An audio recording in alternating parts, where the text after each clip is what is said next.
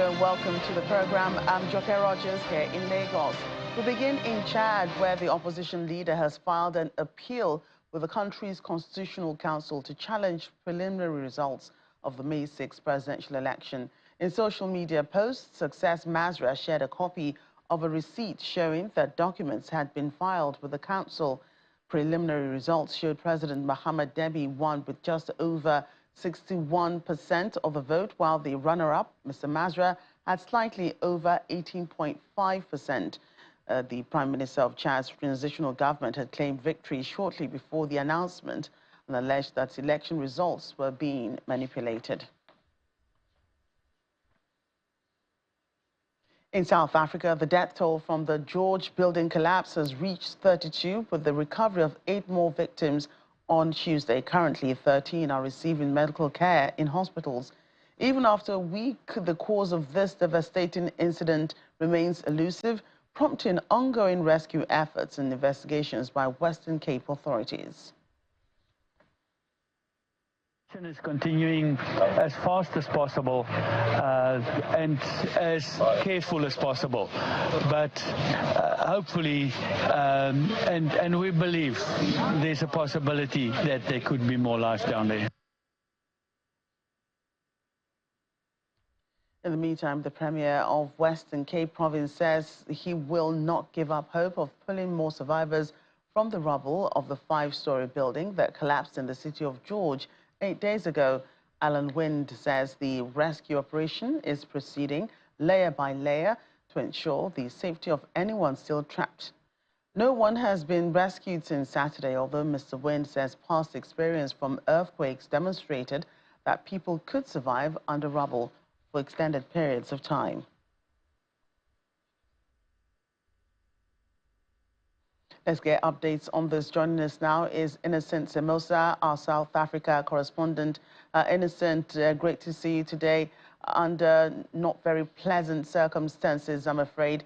What updates are there since last week when the building collapse initially started?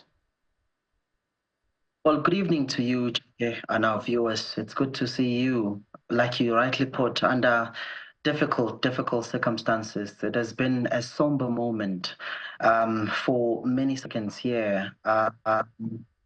It has been challenging for many people here in the country, but we do know that the death toll in the George building collapse stands at 33 after intense overnight rescue workers. Of course, we do know that 19 people still unaccounted for. 6 victims were identified after the collapse of this partially built building in George in the Western Cape. But of course, like you rightly alluded, the municipality said rescue workers and other role players have been on site for more than 184 hours. This is almost 8 days where they've been really hard at work, and they've mentioned the difficulties that they encountered in terms of, rescuing the people there because of the concrete slabs in that particular building that are very hard to essentially penetrate. Joke. Right.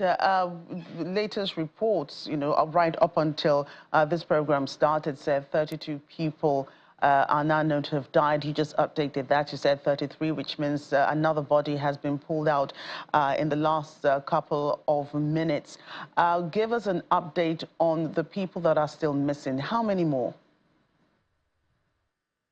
Indeed, Joke. So we are told by the authorities that about a total of 81 people were on site when the incident occurred.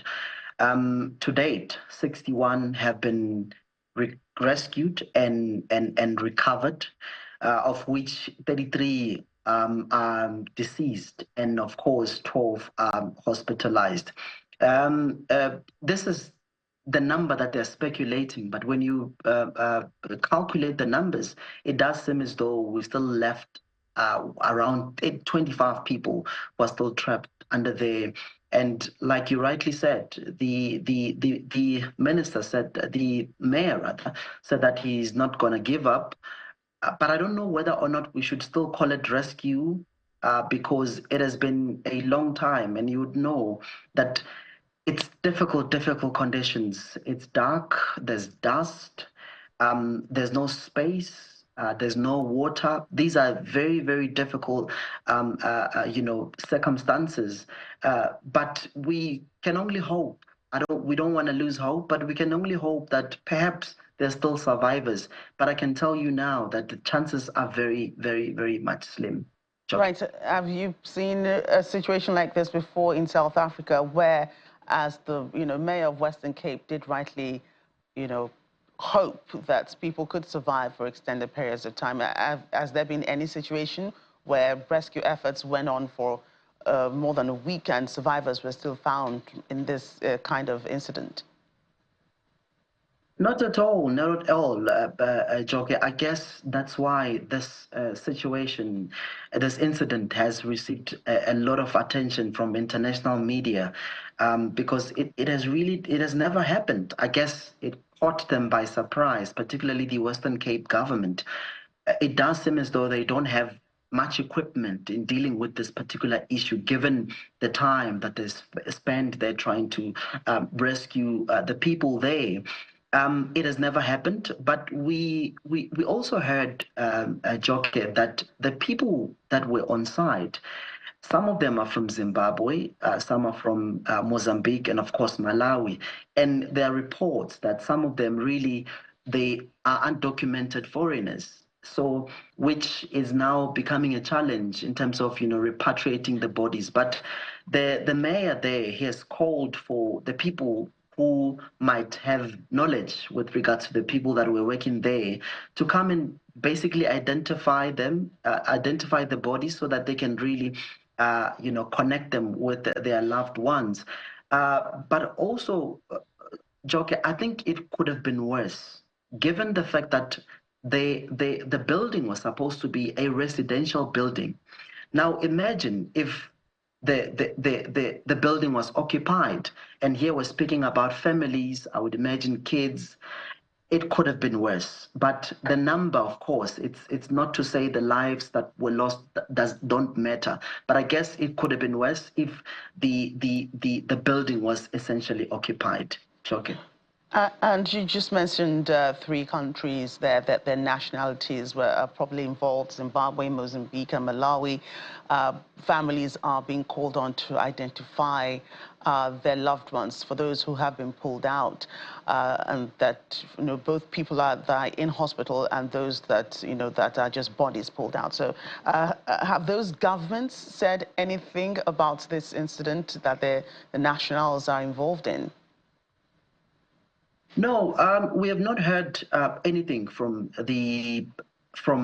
Malawi, Zimbabwe, or Mozambique, but simply because I guess they're waiting for investigations to continue. They don't want to tamper with this process, because you would know that the contractor, apparently they don't want to come out and help with the investigations, because they essentially took down their social media handles. They took down their website. They are nowhere to be found, which is now challenging to investigate as to what could have led to that particular incident. But the reports suggest that the contractor was given an opportunity to build a 3-story building, but they said that they put another building on top of that. Essentially they built 5, because now there's basement. So the structure was not particularly the structure was not strong enough to handle the weight. So that's why the building really did not fall sideways, but it sunk. So apparently there was not enough concrete by the slab of the building under there. So those are the reports that we're getting, but these are just speculations from different engineering experts. But like I said, Joke, we've not heard anything from these governments. We're hoping that as investigations continues, we'll perhaps hear something from these 3 governments. Yes, and possibly what we might know, what are the regulatory procedures concerning such buildings?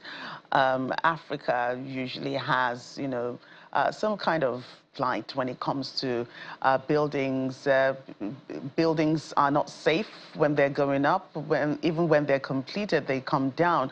So what regulatory measures are undertaken within South Africa with the government when it's given approvals for such buildings to go up in the first place? Yeah, well, I know that one has to go through the municipality process, and there are engineers that basically work with the municipality that would come and look at the area and give you the square meters and survey the area if it's suitable to basically build something that goes up. But I guess it does seem as though with the situation, regulations were flouted. And it brings questions to whether or not the municipality was consulted.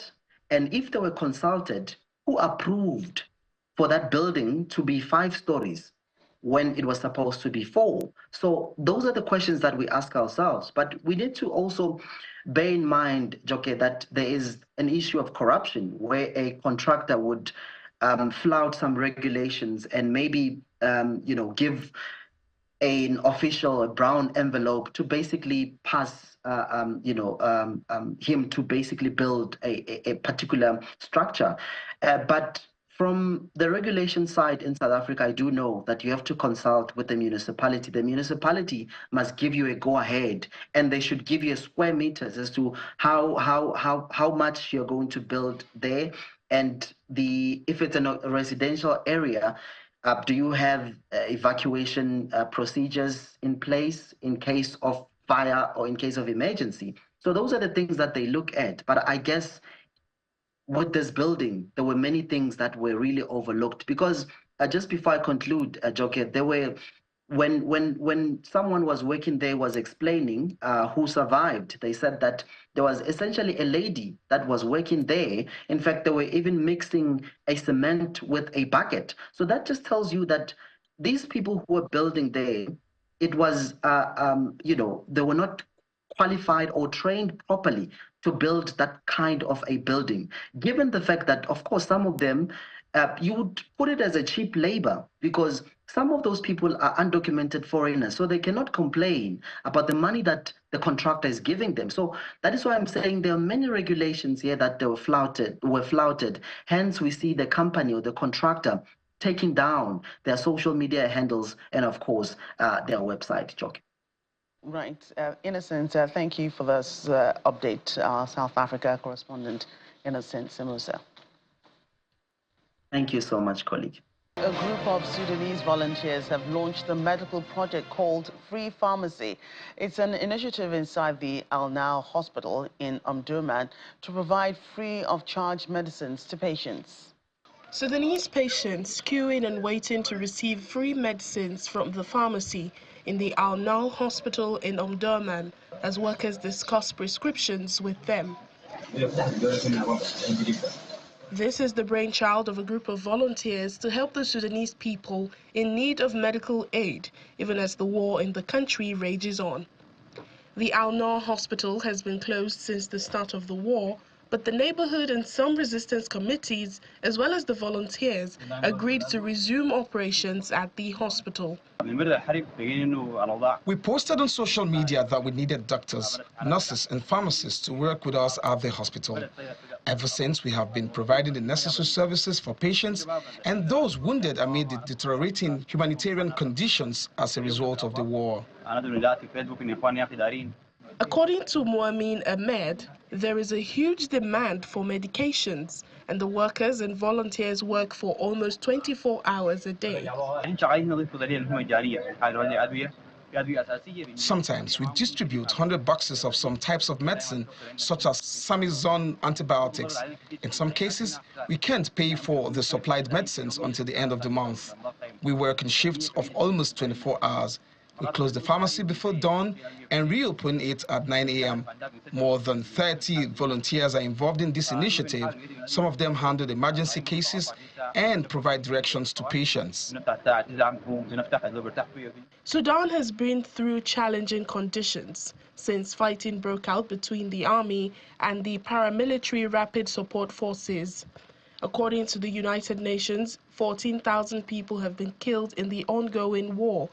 The war has forced more than 8 million people to leave their homes, including 1.8 million outside the country, making Sudan the country with the highest displacement rates in the world.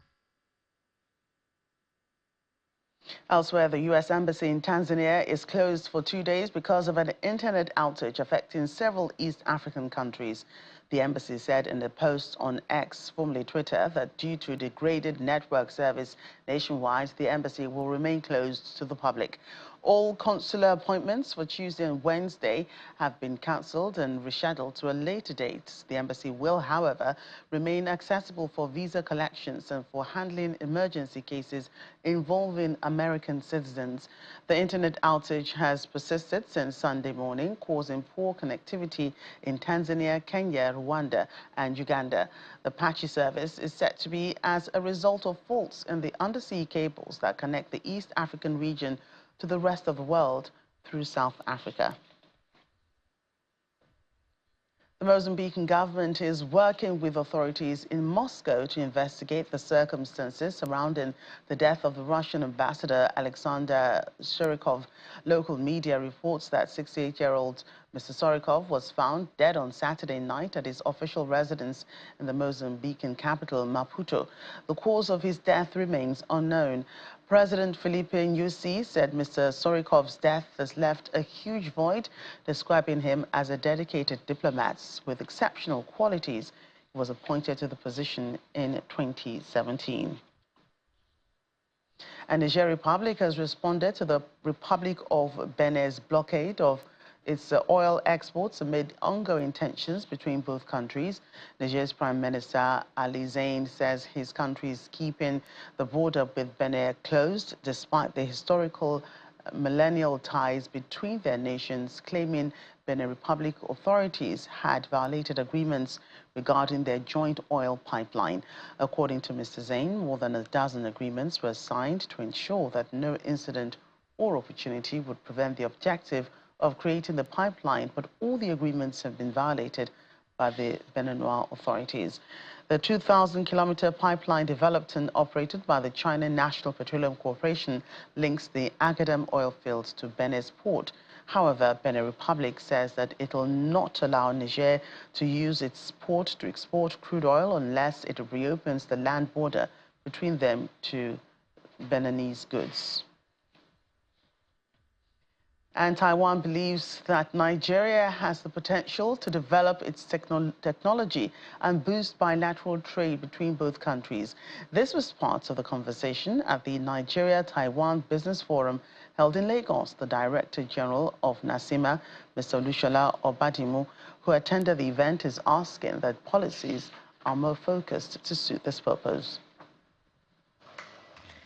Taiwan Business Forum in Nigeria has its eyes on improving on the $500 million volume of trade recorded in 2023, a volume that places Nigeria in second position among Taiwan's African trading partners. What you have seen all around you are representing Taiwan's industrial power based on our good education, our good investment into promoting our own brain power. So Taiwan and Nigeria is a mutually complementary partners. We always said that because we, the people in Taiwan, we do only legitimate, fair, and free trade. We do not come to your backyard, dig your gold. We do not do illegal mining and stealing your solid minerals. We provide good equipment. We sell you with good facility and know-how. You buy the product, you buy the facility, and you produce your own product. We will buy from you with fair market price. This is what we call a legitimate trading.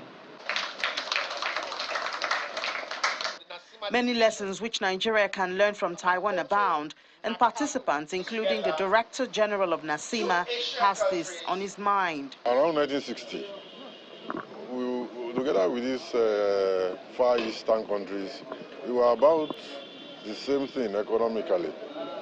But you know, focus is a big thing. Leadership is a very big thing when it comes to running national economies. You don't run national economies as if you are running a shop. It's different.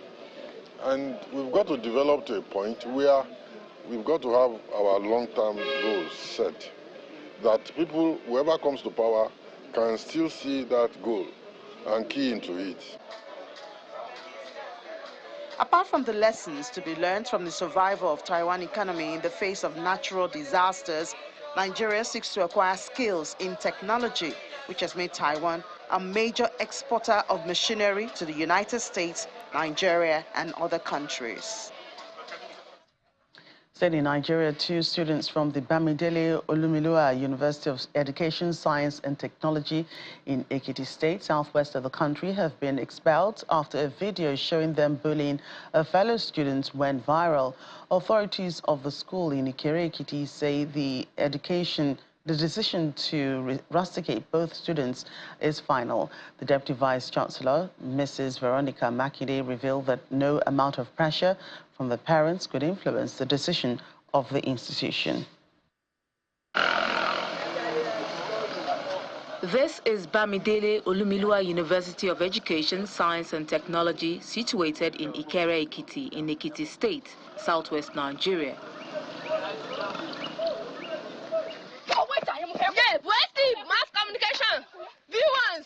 Following a disturbing viral video of 5 female students bullying another student, the authorities of the institution resorted to the expulsion of 2 students, with 2 others exonerated and 1 issued a warning.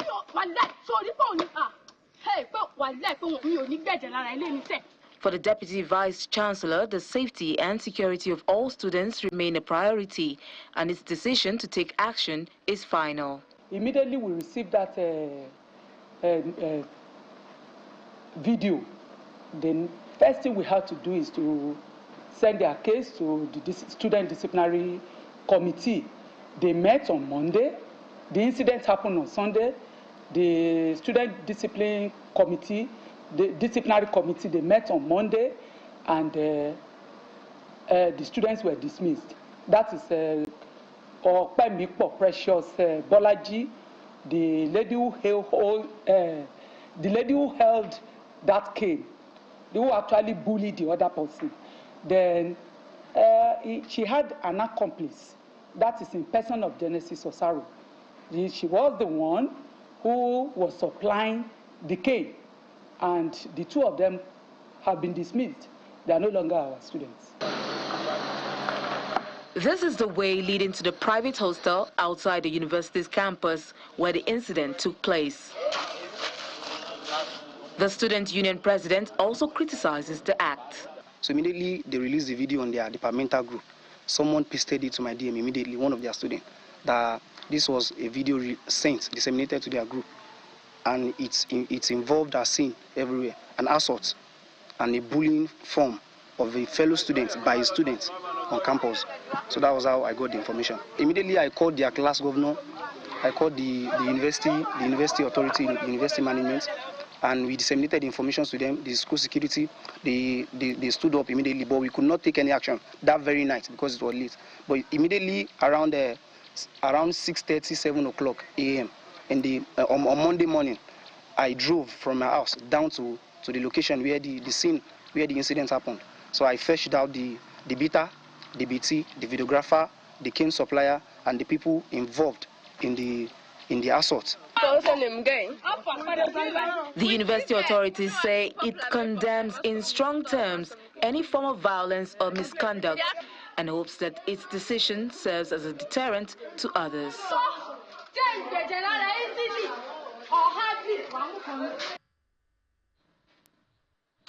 Such a disturbing situation there. And we go to Zimbabwe now, where citizens will continue paying passport fees in US dollars despite the introduction of a new currency last month.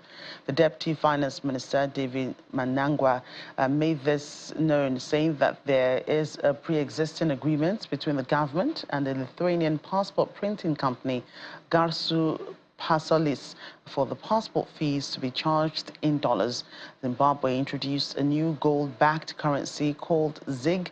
The name stands for Zimbabwe Gold in an attempt to stabilize its ailing economy. It replaced the Zimbabwean dollar, the RTGS, that had lost 3/4 of its value so far this year. The move to continue charging passport fees in dollars has sparked criticism in the country, with some Zimbabweans saying it portrays lack of confidence in the new currency. That's our show today. Thank you for watching. I'm Joker Rogers.